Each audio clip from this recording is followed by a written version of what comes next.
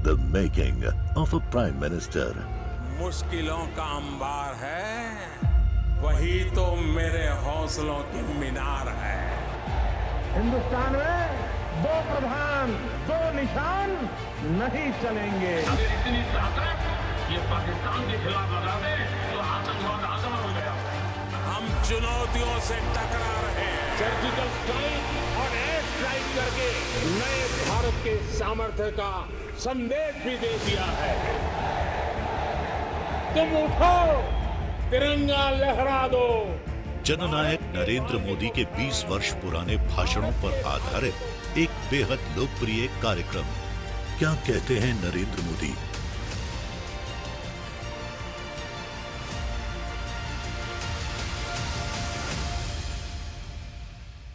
नमस्कार, मैं हूं आपके साथ पूर्णिमा मिश्रा। हमारे खास प्रोग्राम क्या कहते हैं नरेंद्र मोदी में आज आपको सुनवाएंगे पीएम मोदी का वो ऐतिहासिक भाषण जो उन्होंने 6 सितंबर 2012 को अहमदाबाद में दिया। मोदी जी ने अपने भाषण में कहा कि हमें पूरे गवर्नेंस के मॉडल को विकसित करना होगा। टुकड़ों में सोचने पर समस्या सॉल्व नहीं होती और विकास के लिए इंटीग्रेटेड हॉलिस्टिक अप्रोच चाहिए। अगर हम टुकड़ों में सोचेंगे कि चलिए भाई आज अब लोगों को आने जाने में दिक्कत हो रही है तो ट्रांसपोर्ट के लिए सोचो, फिर कभी बैठेंगे तो सोचेंगे स्कूल को जाने वाले बच्चों की व्यवस्था के लिए सोचो, तीसरे दिन सोचेंगे तो भाई चलिए वहां पे फेस्टिवल हो रहा है तो वहां का कुछ सोचो। अगर टुकड़ों में चीजों को सोचा जाएगा तो इन समस्याओं का कभी समाधान नहीं होगा। और इसलिए हमारे देश में और विशेष करके एशिया के कुछ देशों ने इस दिशा में काम किया है, उससे सीखते हुए हमने पूरे गवर्नेंस के मॉडल को विकसित करना पड़ेगा। हमने अर्बन डेवलपमेंट का साइंटिफिक अप्रोच क्या हो, इस पर हमने बल देना होगा। हम सिर्फ हाउसिंग इंडस्ट्री को एड्रेस करें और हाउसिंग प्रॉब्लम को एड्रेस करें और रोड इंफ्रास्ट्रक्चर को न करें। हम रोड इंफ्रास्ट्रक्चर को करें लेकिन ट्रांसपोर्टेशन को न करें। हम ट्रांसपोर्टेशन को करें लेकिन पावर सप्लाई को न करें। हम पावर सप्लाई को करें लेकिन गैस ग्रिड को न करें। हम गैस ग्रिड को करें लेकिन ब्रॉडबैंड कनेक्टिविटी न दें। अगर हम ऐसा टुकड़ों में करेंगे तो मैं नहीं मानता हूं कि हम सुविधाओं को पहुंचा सकते हैं।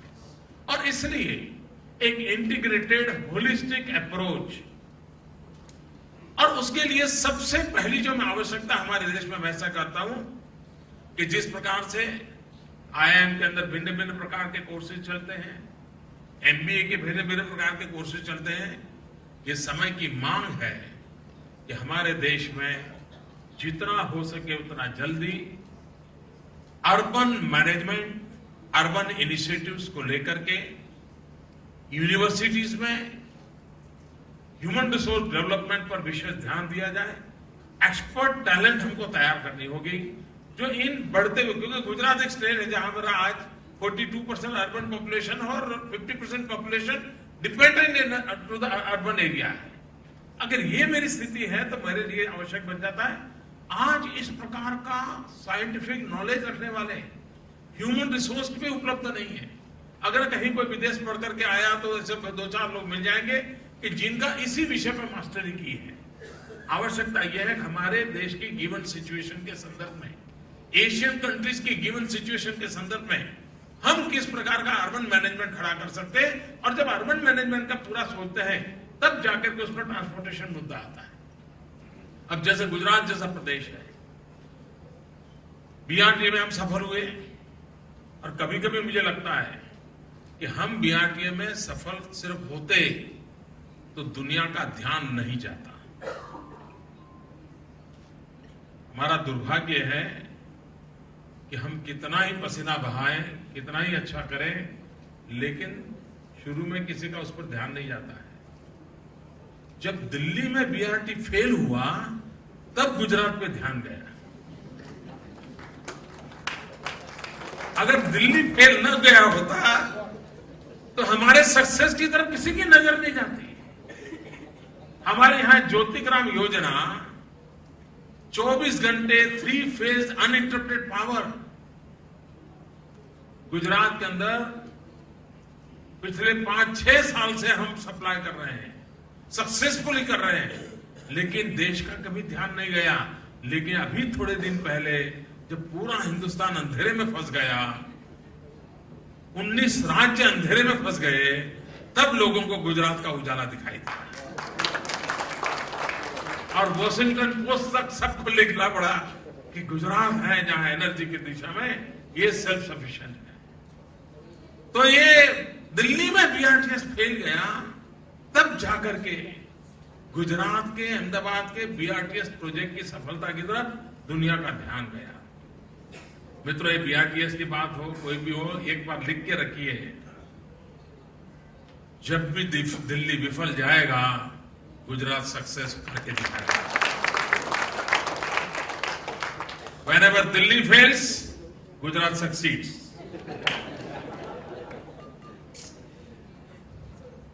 और हम सफलता की दिशा में, सफलता की ओर लोगों को ले जाने के पक्ष में हैं।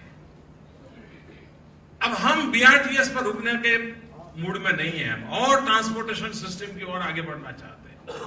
अभी आप लोगों को जिस दिन मैंने कांकरिया रिवर फ्रंट का लोकार्पण किया था, उस दिन हमने कहा था हिंदुस्तान में पहली बार हम एम्फी सर्विस को शुरू करने जा रहे हैं।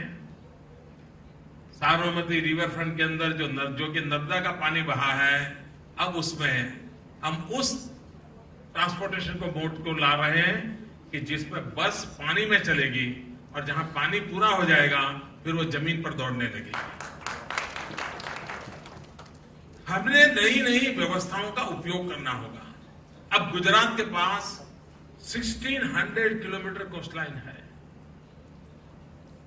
लेकिन अभी तक ट्रांसपोर्टेशन के लिए भी ये 1600 किलोमीटर कोस्टलाइन का उपयोग होना चाहिए, इस पर ध्यान नहीं दिया गया।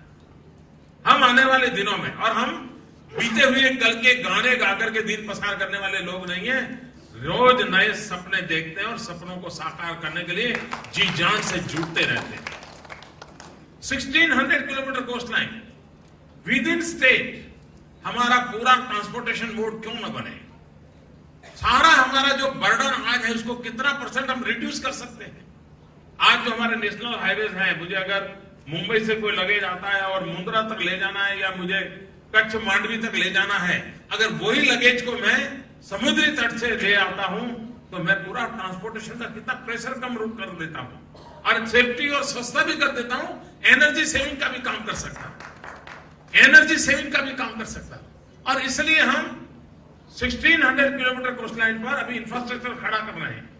मुझे याद है, मैं जब छोटा था, स्कूल में पढ़ता था, अखबार पढ़ने का आदत है, तो हर मुख्यमंत्री या मंत्री के मुंह से एक बात हम बचपन में पढ़ा करते थे, सुना करते थे कि गोगा दहेज फेरी सर्विस। मैं मुख्यमंत्री बना तो मैंने लोगों से सवाल पूछा कि भाई ये मैं बचपन से सुनता पढ़ता आया हूं, इसका हुआ क्या? मतलब अखबार में तो हम चीज देखते थे, कागज पे फाइल पे कहीं नजर नहीं आती थी। अब मैंने उस बीड़ा उठाया है, मैं उसको गोगा दहेज फेरी सर्विस को शुरू करने जा रहा हूं। अभी उसका इंफ्रास्ट्रक्चर का काम चल रहा है, दोनों तरफ चल रहा है।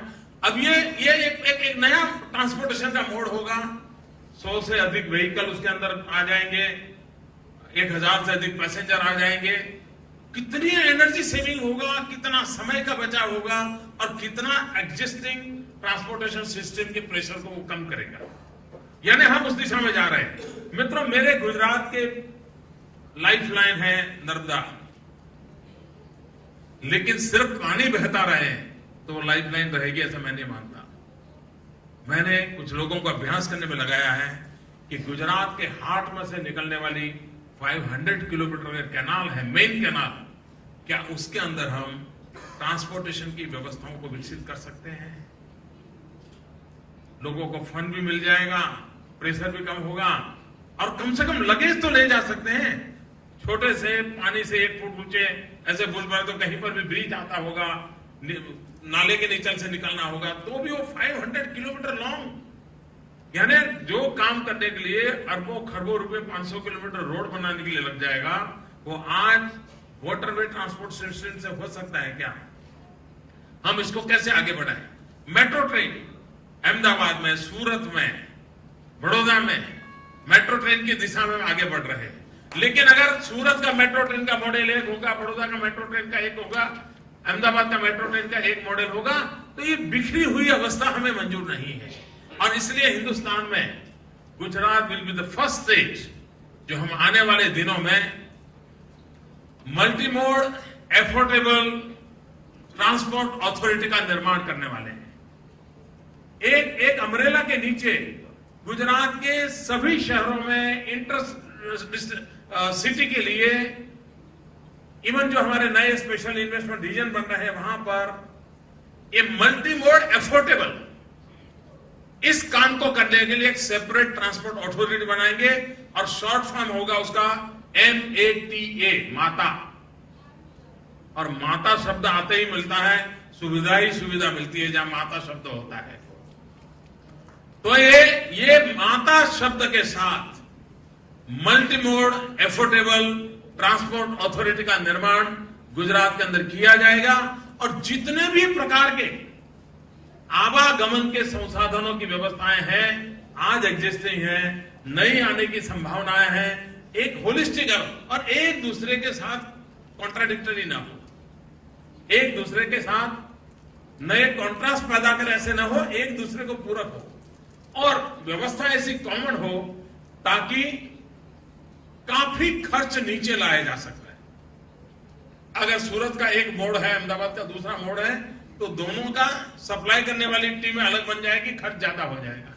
लेकिन अगर मार्केट कॉमन पैदा किया जाए तो मैन्युफैक्चरिंग भी कॉमन होगा, तो उसके कारण उसकी कॉस्ट नीचे लाने में भी बहुत सुविधा होगी और उस दिशा में काम करने का हम प्रयास कर रहे हैं।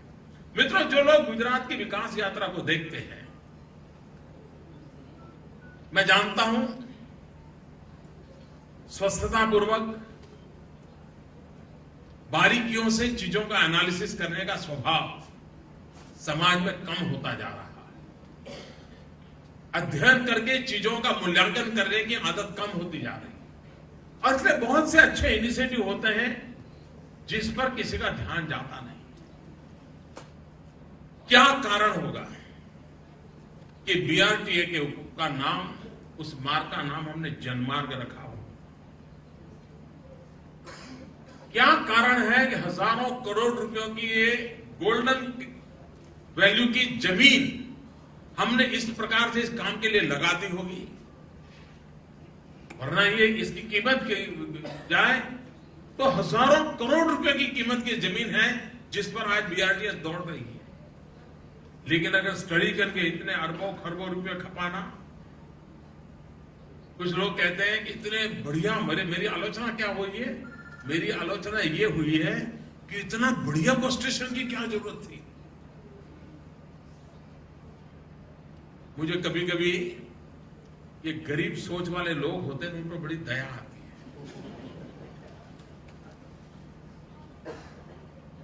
सामान्य मानवी के लिए अगर अच्छी सुविधा होती है तो लोगों के आंख में चुभने लगती है, लेकिन अरबों खरबों का एयरपोर्ट बन जाता है तो लोगों की आंख में नहीं चुभती। एयरपोर्ट अच्छा क्यों बना, कोई सवाल नहीं पूछता है, लेकिन बस स्टेशन अच्छा क्यों बना, हमें सवाल पूछा जा रहा है। क्या सामान्य मानवी के लिए अच्छी सुविधा नहीं होनी चाहिए?